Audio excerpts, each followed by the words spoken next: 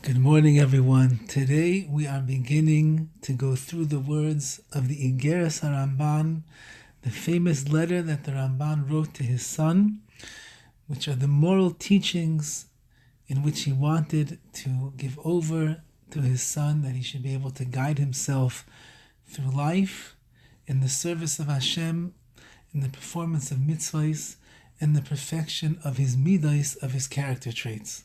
Now the Ramban starts off not with his own words, but rather with a heading, which are the words of King Solomon Shlomo HaMelech from the famous Sefer Mishlei, the book of Proverbs.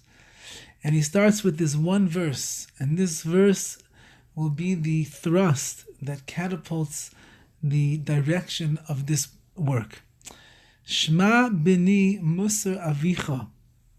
Listen, my son, to the musar avicha, of your father. Ve'al titaish toiras imecha, and do not forsake the teachings of your mother. Firstly, says the Ramban, Shema, a child must learn how to listen. Parents are older, they are wiser, they've been through more experience in life. They understand things in their mature minds in a much different way normally than the children do. And parents that are loving and caring and selfless individuals who want only the best for their children.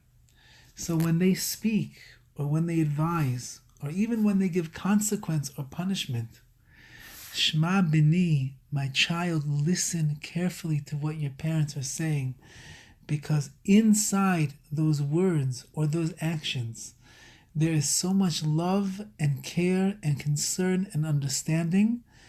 And if they have the Chochmas HaTorah, the wisdom of the Torah, or they have seichel, they have logical, pure reasoning within them, we could assume that which they are doing to their child in their words, in their advice, in their admonishment, in their discipline, is coming from a good place, and it's only going to benefit the child. Shma bini, listen, my child, to the musar avicha, to the discipline of your father. Musar, as the Vilna Gaon explains, is from the language of lahasir, which means to turn away. That means that when a person is learning musar or they're receiving musar from a parent who cares about them and loves them, the parent is identifying something that is there within the child that needs correction, and they need to help the child turn themselves away from the negative direction that they're moving in and direct themselves properly in the path that is going to bring them the ultimate success in their spiritual life. So listen, my son, to the musar avicha, to your father, who is giving you this great musar, this discipline which is going to turn you away from negative and bring you into a world of benefit, of positive, of success, and of spiritual growth. Ve'al titaish toiras imecha, and do not stray from the Torah of your mother. The Radak, one of the classical commentators on Mishlei, says the following idea, that when it says the Torah of your mother, it could be referring to the idea that the Torah is like your mother. And just like a mother nourishes and nurses and coddles and takes care of and is there to embrace and to love and to hug and to watch over a child to make sure that he has everything that he needs to succeed, so too is the Torah in our life.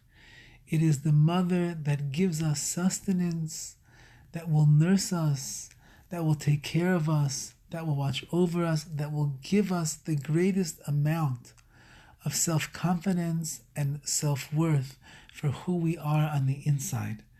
The Torah is the guidebook that HaKadosh Baruch Hu has bestowed upon us to elevate us and lift us up in the world of ruchnius, of spirituality.